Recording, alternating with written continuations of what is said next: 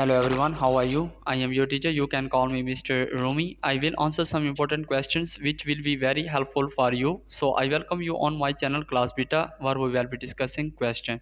How to convert 500 mmHg to ATM? Correct answer is to convert 500 mmHg to ATM, we first need to understand the relationship between these two units of pressure. 1 atmosphere ATM is equivalent to 760 mmHg. Therefore, to convert mmHg to ATM, we use the conversion factor 1 ATM equals 760 mmHg. Now, to convert 500 mmHg to ATM, we divide by 760.